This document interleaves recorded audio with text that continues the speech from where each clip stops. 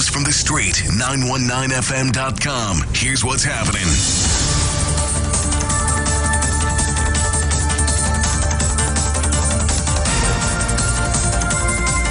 Good afternoon. I am Vanessa Thomas with the 12 o'clock news on the street, 919 FM, and online, Facebook and YouTube on IWER TV.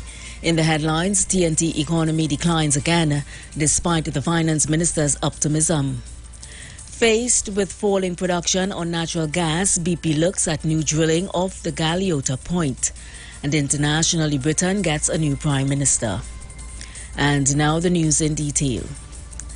The Central Statistical Office has revealed that TNT's economy recorded a massive fall for the first 3 months of 2022 when compared to the last quarter of 2021. This news comes 2 days after a very optimistic Finance Minister, Colm Imbert, painted a picture of an economy on the mend. The central bank report stated that Trinidad and Tobago's economy declined by 4% in first quarter 2022 when compared with fourth quarter 2021.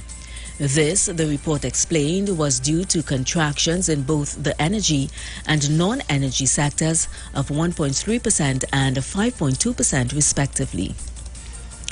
In other news, BP Trinidad and Tobago has announced the arrival of its Joe Douglas drill rig, which it hopes will help turn its fortunes around and lead to higher production. This as BP is faced with a major fall in natural gas production. According to figures from the Ministry of Energy and Energy Industries, in the last 2 years, BPTT's daily production has declined by almost half, averaging now just over 1 billion standard cubic feet per day when compared to 2019, when the figure was closer to 2 billion standard cubic feet per day. In a media release, the company said it was looking forward to its infill drilling program, which will include both exploration and development drilling in its Columbus Basin acreage. The release stated the rig will be proceeding to the company's Mango Field, which is approximately 48 kilometers off the Galeota Point off the coast of Guayguayari.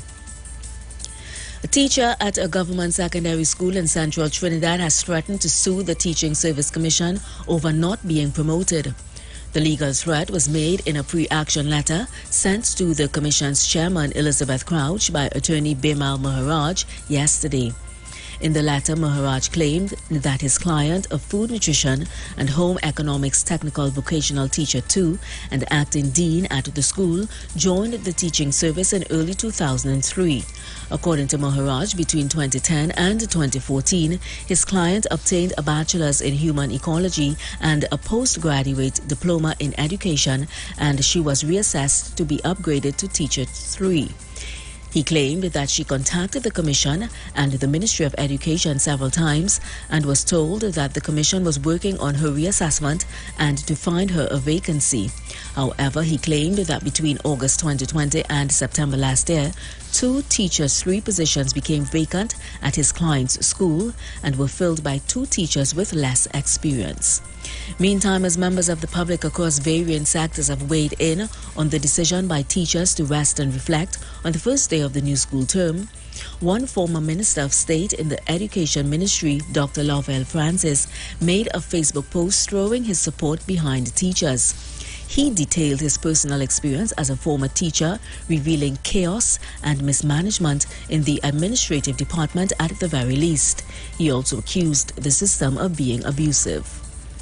Internationally, Liz Truss has become UK Prime Minister and immediately confronted the enormous task ahead of her amid increasing pressure to curb soaring prices, ease labour unrest and fix a health care system burdened by long waiting lists and staff shortages.